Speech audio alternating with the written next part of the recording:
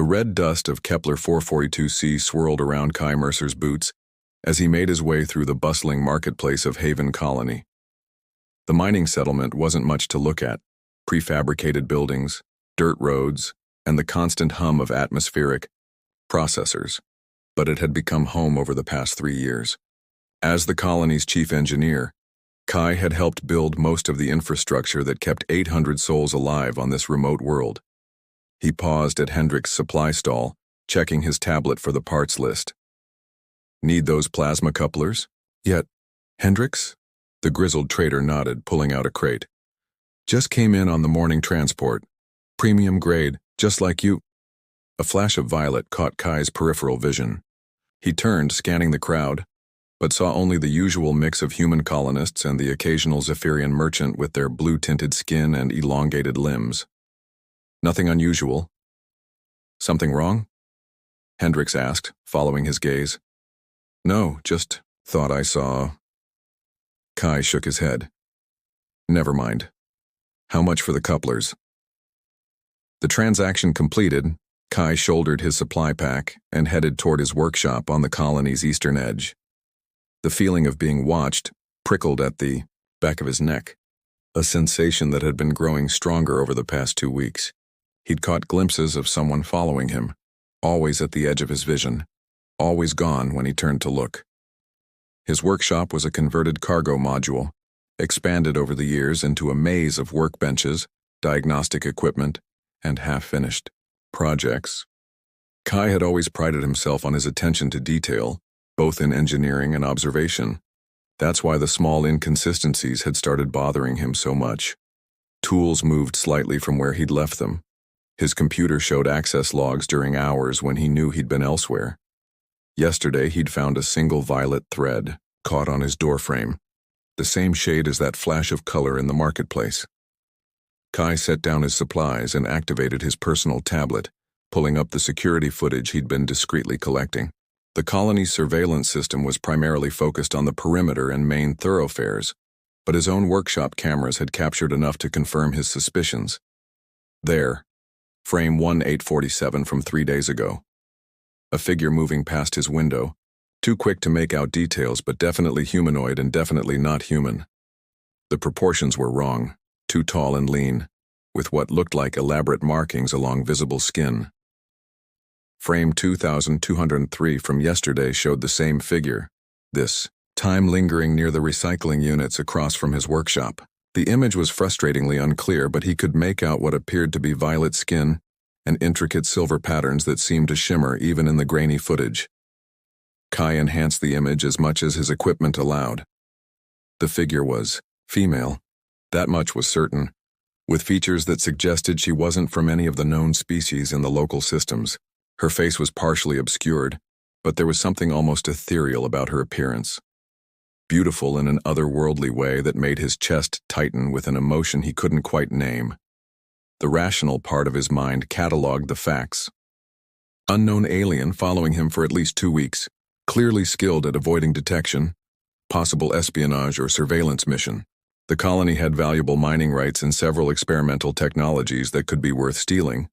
But another part of him, a part he was trying to ignore, was intrigued by the mystery. There had been something in her posture in the clearest footage, not the stance of a predator, but of someone who seemed almost protective. Kai rubbed his eyes, chalking up the fanciful thoughts to too many late nights and too much stimcaf. He needed to approach this systematically. If someone was watching him, he needed to know why, and he needed to know now. He spent the next hour reviewing his work files, looking for anything that might be valuable enough to warrant surveillance. The atmospheric processor upgrades were standard technology. The mining equipment modifications were useful but hardly revolutionary. The only project that might be considered sensitive was his work on the colony's defense grid, but that was common knowledge among the colonists as the twin suns of Kepler 442 began to set, casting long shadows across the settlement. Kai made his decision. Tomorrow he would stop being the watched and become the watcher. He would find out who this mysterious woman was and what she wanted with him. He locked up his workshop and headed home, unaware that violet eyes were following his progress from the shadows of the maintenance shed, and that those eyes held not malice or greed but a deep, aching sadness that threatened to consume their owner from within. 3 days of careful planning had led to this moment. Kai sat in his darkened workshop, motion sensors disabled, security cameras looped with old footage. If his mysterious watcher was going to make another appearance, tonight would be the night. He deliberately left his usual evening routine, dinner at Mara's cantina, then straight home, and instead doubled back through the maintenance tunnels. The chronometer on his workbench read 23:47 when he heard it, the soft whisper of footsteps on metal grating outside his window. Kai's heart hammered against his ribs as he gripped the plasma torch he'd modified into a makeshift weapon. He wasn't looking for a fight, but he wasn't going to be caught defenseless either. The workshop's rear entrance, a door he rarely used, gave the softest of clicks. Someone was picking the lock with considerable skill. Kai positioned himself behind a large diagnostic console, watching as the door opened with barely a sound. She slipped inside like liquid shadow, and for the first time, Kai got a clear look at his stalker. She was even more striking than the grainy footage had suggested. Tall and lean, with violet skin that seemed to shimmer with an inner light. Her features were sharp and elegant in a way that spoke of alien beauty. Intricate silver markings traced patterns along her exposed arms and throat, pulsing faintly like a slow heartbeat. She wore form-fitting dark clothing that looked like it was designed for stealth, and she moved through his workshop with surprising familiarity, heading directly for his computer terminal. Looking for something specific? Kai stepped out from behind the console, plasma torch held ready but not quite threatening. She spun with inhuman grace, her hand moving to what was clearly a weapon at her hip. For a moment they stared at each other across the cluttered workshop. Her eyes were the most unusual feature of all, large and luminous, shifting between shades of gold and amber. "You're not supposed to be here," she said, her voice carrying a melodic quality that made Kai's chest tighten unexpectedly. There was an accent he couldn't place, and something else. Exhaustion, maybe even despair. "It's my workshop," Kai replied, trying to keep his voice steady. "I'm exactly where I'm supposed to be. You, on the other hand, have been following me for weeks. Time to explain why." To his surprise, her composure cracked. Her shoulders sagged, and those luminous eyes filled with what could only be tears. "You don't understand. I never wanted... This isn't how it was supposed to happen." "Then explain it to me." Kai lowered the plasma torch slightly. Whatever he'd expected from this confrontation, it wasn't to see his mysterious stalker break down in front of him. She seemed to struggle with herself for a long moment, then sank onto one of his work stools, her head in her hands. "My name is Vexhai. I'm Velthani, from the Andorian cluster, and I haven't been stalking you, Kai Mercer. I've been protecting you." "Protecting me from what?" "From my own people." She looked up at him, and the anguish in her expression made his breath catch. "You carry something in your genetic code, something my species needs to survive. Without it, we'll be extinct within 2 generations. Kai felt the workshop spin around him. "What are you talking about?"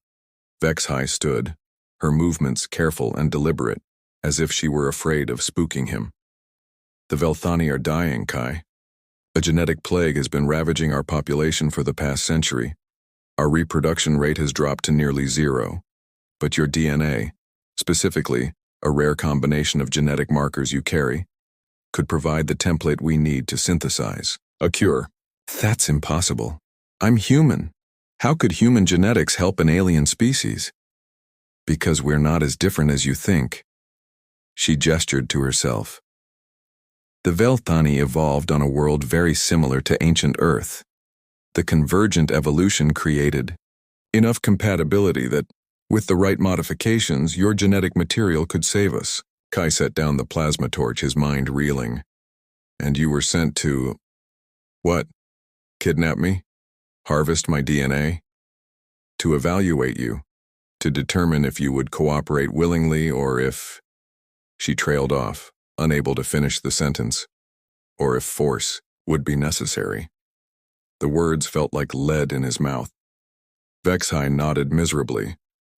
"But the longer I watched you, the more I learned about who you are," Your kindness to the colonists, the way you work to make life better for everyone here, your dedication to your craft." She paused, her voice dropping to barely above a whisper. "I wasn't supposed to develop feelings for my assignment." The admission hung in the air between them like a live wire. Kai stared at her, seeing not the mysterious stalker who had haunted his days, but a woman caught between duty and desire, between the survival of her people and her own conscience. "You fell in love with me," he said, not quite believing the words as they left his mouth. "Yes." The single word carried the weight of her entire world. "And now I face an impossible choice. My people sent a ship. They're waiting at the edge of your system for my signal. If I don't report in within 3 days, they'll come for you anyway, and they won't be as gentle as I would have been." Kai moved closer, drawn by the pain in her voice despite the enormity of what she'd revealed. "What would you have done if you hadn't fallen in love with me? I would have sedated you during one of your evening walks, taken samples of your genetic material, kept you comfortable but confined until the synthesis was complete." She met his eyes. "You would have been well cared for, but you would never have been free again." "And now?" Vexhai's expression crumbled. "Now I don't know if I can do what needs to be done to save my people, and I don't know if I can live with myself either way." The next morning found them in Kai's small living quarters, sharing a pot of stimcaf as the binary sunrise painted the sky in shades of amber and rose. Neither had slept much after their confrontation, but the conversation had continued long into the night. Vexhai had answered his questions with painful honesty, describing her world, her people, and the slow catastrophe that was claiming them generation by generation. "Show me," Kai said quietly, setting down his mug. Vexhai looked up from where she sat cross-legged on his couch, still wearing her stealth gear from the night before. "Show you what?" "Your people, your world. Help me understand what I'd be saving." She hesitated, then reached into a concealed pocket and withdrew a small device that projected a holographic display between them. Images flickered to life. Towering spires of crystalline architecture, vast gardens that seemed to glow with their own inner light, and people with the same violet skin and silver markings as Vexhai. "This was the capital city of Veltharos," she said, her voice soft with memory. "Before the plague." The images shifted, showing the same city but changed. Empty streets, darkened buildings, gardens withered and dying. "And this is what we're becoming." Kai leaned forward, studying the holographic faces, children with the same luminous eyes as Vexhai, but fewer of them in each successive image.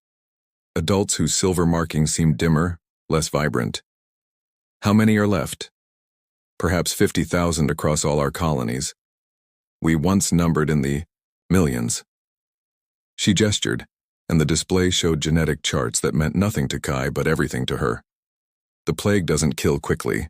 It simply prevents new life. Our birth rate has dropped to near zero over the past generation. And you think my DNA can fix this?" "Not fix, but provide a template that our geneticists could use to synthesize a cure. The specific combination of markers you carry, it's incredibly rare, even among humans. Our surveys found perhaps a dozen individuals in the known galaxy with the right genetic profile." Kai felt a chill run down his spine. "What happened to the others?" Vexhai's silence was answer enough. He stood and moved to the window, looking out at the bustling colony where people were beginning their daily routines. "You said you were sent to evaluate me. What made me different from the others?" "You're an engineer, a builder, someone who creates rather than destroys." She joined him at the window, standing close enough that he could feel the warmth radiating from her skin. The others were different. Criminals mostly. People who wouldn't be missed. But I would be. Yes. And that complicated things for me. She turned to face him, and he was struck again by how beautiful she was, in a way that seemed to belong to dreams rather than reality.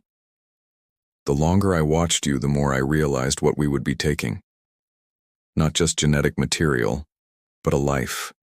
A good life, lived by someone who matters. Kai reached out tentatively, tracing one of the silver markings on her arm. The pattern seemed to respond to his touch, brightening slightly. "What are these?" "Neural pathways," she said, her breath catching slightly at his touch. "They show our emotional and physical state. Among my people, they're considered intimate to touch." He started to pull his hand away, but she caught it, pressing his palm flat against the intricate design. "I don't mind. Not with you." The moment stretched between them, charged with possibilities neither had expected. Kai found himself studying her face, memorizing the sharp cheekbones, the way her eyes seemed to shift color with her emotions, the full lips that were distinctly alien yet undeniably appealing. "This is impossible," he said quietly. "Most worthwhile things are." Vexhai's free hand came up to rest against his chest, over his heart. "I've spent my life serving my people without question. But being here, watching you, feeling this..." She paused, struggling with the words. "I've never experienced anything like it. Even among your own people, we bond differently. More practical arrangements. What humans call love is rare among the Velthani. But with you..." She stepped closer, close enough that he could see the flecks of gold in her eyes. "With you, I understand what the human poets write about." Kai's hands moved to her waist, feeling the alien warmth of her through the fabric of her clothing. 3 days, you said? Until your people come for me?" "Yes. Then we have 3 days to figure out a solution. And if we can't..." He pulled her closer, surprised by how perfectly she seemed to fit against him despite the differences in their biology. "Then at least we'll have had 3 days." Vexhai's eyes brightened, the silver markings on her skin pulsing with gentle light. "You would do that, knowing what might happen?" "I'm an engineer, Vexhai. I solve problems. And right now the biggest problem I can see is that a beautiful woman is about to sacrifice her happiness for the sake of duty." He cupped her face in his hands, marveling at the silk-soft texture of her skin. Maybe it's time someone solved that problem for her. When she kissed him, it was with the desperate hunger of someone who had been dying of thirst and had suddenly found water. Her lips were warm and soft, and she tasted like starlight and possibility. The second day began with Vexhai teaching Kai about her people's culture, while he worked on potential solutions to their dilemma. She sat beside him at his workbench, her long fingers tracing patterns in the air as she explained the complex relationship between Velthani genetics and their environment. "The silver markings aren't just decorative," she said, rolling up her sleeve to show him the intricate patterns that covered her forearm. "They're part of our nervous system. They help us process emotions and form connections with others." Heyday looked up from the genetic analysis he'd been running on his own blood samples. "Connections? Watch." Vexhai placed her palm against his bare arm, and immediately the silver lines on her skin began to pulse with warm light. "Among bonded pairs, the patterns synchronize. It's how we share not just feelings, but thoughts and sensations." The implications hit him immediately. "When we touched yesterday, you felt it too." Her markings brightened further, responding to his nearness. "It shouldn't be possible between different species, but somehow, with you..." Kai set aside his work and turned to face her fully. The scientific part of his mind was fascinated by the biological mechanics of what she was describing, but the human part was captivated by something far more immediate. The way she looked at him, the way her entire being seemed to light up in his presence. It was intoxicating. "Show me more," he said, reaching for her. What followed was a careful exploration of boundaries and possibilities. Vexhai's skin was warm beneath his hands, and wherever he touched, the silver patterns flared with gentle radiance. She guided his fingers along the paths of the markings, showing him how different areas responded to different types of contact. "Here," she whispered, directing his touch to the delicate tracery along her collarbone. "This connects to emotional centers." The patterns blazed with golden light at his touch, and Kai felt an echo of sensation, not quite her emotions, but something close to them. Wonder, desire, and underneath it all, a deep, aching loneliness that made his chest tighten. "You've been alone for a long time," he said softly. "All my life." Her hands found the hem of his shirt, and he helped her pull it over his head. The mission was supposed to be simple, clinical. "I never expected to find someone who could make me feel complete." Their lovemaking was a revelation, tender and passionate, alien and familiar all at once. The silver markings on Vexhi's skin created patterns of light that painted the room in warm, shifting hues. When she cried out in pleasure, the lines blazed so brightly they cast shadows on the walls, and Kai felt echoes of her sensation through whatever impossible connection they'd formed. Afterward, they lay entwined in his narrow bed, her head on, his chest as her markings slowly dimmed to a gentle pulse that matched his heartbeat. "I can't do it," she whispered against his skin. "I can't betray you, even if it means my people." "Don't." Kai's arms tightened around her. "Don't sacrifice yourself or your people. There has to be another way." "The deadline is tomorrow, Kai." "If I don't signal the ship?" A sharp chime from his communication console interrupted her. Kai reluctantly disentangled himself from her embrace and activated the display. The face that appeared made his blood run cold. Commander Torres from the Colonial Authority, her expression grim. "Mercer, we've got a problem. Long-range sensors are picking up an unidentified vessel at the edge of the system. They're not responding to hails, but they're definitely not human. Any idea what they might want?" Kai glanced at Vexhi, who had gone rigid beside him. "I might have some insight into that, Commander. Can you give me 12 hours? 12 hours, then we start treating this as a potential hostile situation." Torres out. The display went dark, leaving them in the soft glow of Vexhi's markings. "They've lost patience," she said, her voice hollow. "The ship. It's not just my handlers. It's a full extraction team. They'll take you by force if necessary, and they won't care about collateral damage to your colony." Kai felt ice form in his stomach. "How many people are we talking about?" "Enough to level this settlement if they meet resistance." Vexhi sat up, her markings flickering with distress. "I have to signal them. I have to tell them I've completed the mission and that you're coming willingly." "No." "Kai, you don't understand. I understand perfectly." He reached for her, pulling her back into his arms. "And I'm not going to let you sacrifice yourself for me. We're going to find another way." "There is no other way. There's always another way." Kai kissed her forehead, tasting the salt of her tears. "I'm an engineer, remember? And I think I might have an idea." He spent the next hour explaining his plan, watching as hope and fear warred in her luminous eyes. It was dangerous, potentially fatal, and completely insane. It was also their only chance. "You're asking me to choose between my duty and my heart," Vexhi said finally. "I'm asking you to choose a third option." Kai cupped her face in his hands, his thumbs brushing away her tears. "Trust me. Trust us." Outside, the Colonial Defense Grid began powering up as Commander Torres prepared for the worst. In orbit, a Velthani ship waited for a signal that would determine the fate of everyone Kai had ever cared about. And in his small apartment, two lovers from different worlds prepared to gamble everything on the power of human ingenuity and alien love. The meeting took place in the colony's main conference room 12 hours later. Commander Torres sat at one end of the long table, flanked by her security detail.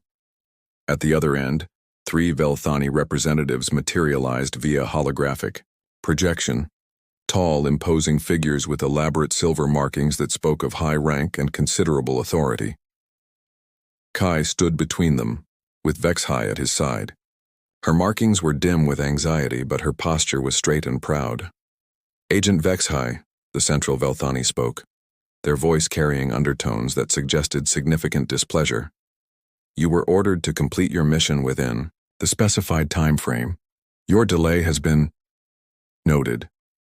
"Counselor Thexvar," Vexhi replied formally, "I requested this meeting to present an alternative to the original mission parameters. There are no alternatives. The human's genetic material is required for the synthesis. He will be transported to our medical facilities immediately." Actually, Kai stepped forward, holding up a small device. There might be a better way. The device projected a holographic display similar to Vexhi's, but showing human genetic structures alongside Velthani DNA. Your agent was correct about my genetic markers, but she was wrong about one thing. You don't need me.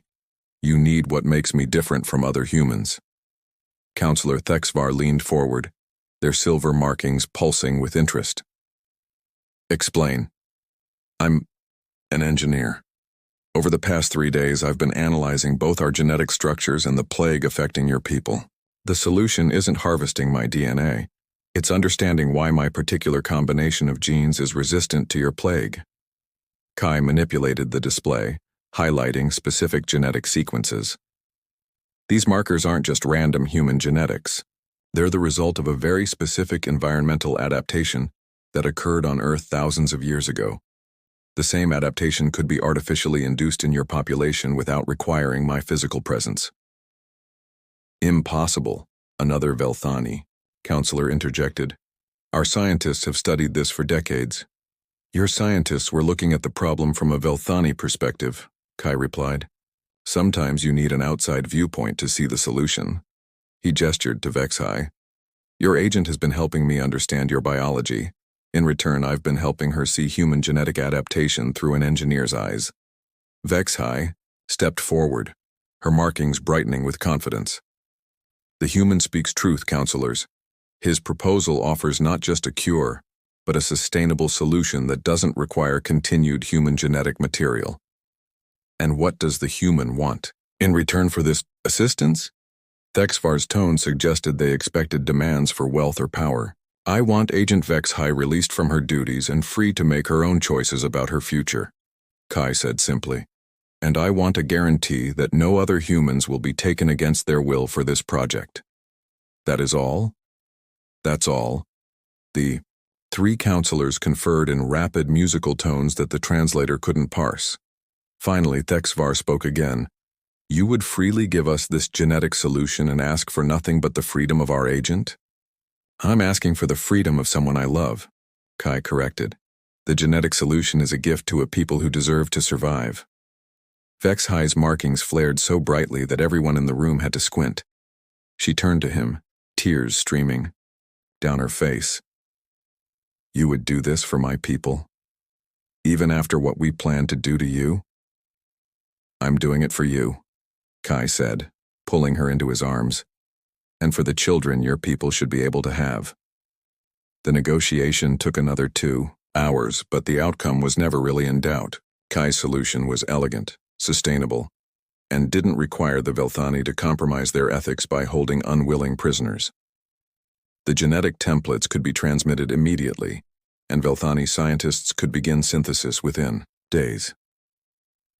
Vexhi was formally released from service, granted the rank of cultural ambassador, and given a generous settlement that would allow her to start a new life wherever she chose.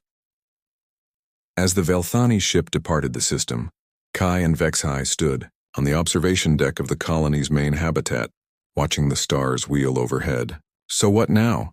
Kai asked, his arm around her waist. Now we build something new, Vexhi replied, her markings pulsing with gentle contentment. The Council has offered me a position establishing cultural exchange programs between our peoples. And there's talk of building a research station here in this system. You'd stay? On Kepler 442c? I'd stay wherever you are. She turned in his arms, her luminous eyes reflecting the starlight. I spent my whole life serving others without question.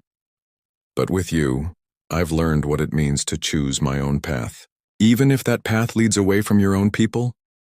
My people will survive now thanks to you. They'll have children and grandchildren who will never know the fear we've lived with. Her markings blazed brighter. But I've found something here that I never expected to find. Someone who sees me not as an agent or a representative of my species, but as myself. Kai kissed her, tasting starlight and possibility once again. Around them, the colony hummed with life and purpose. And above them, the stars held the promise of a future they would build together. 6 months later, the first Velthani children, born healthy in over a generation, took their first breaths on a remote mining colony at the edge of human space. Their savior worked in his expanded workshop, designing the cultural exchange center that would bring two species together in understanding and cooperation. And every night, he went home to violet skin and silver markings that lit up at his touch, to a love that had begun with surveillance and suspicion, but had grown into something that transcended species and space itself. Some missions, they both learned, were worth failing, and some failures turned out to be the greatest successes of all.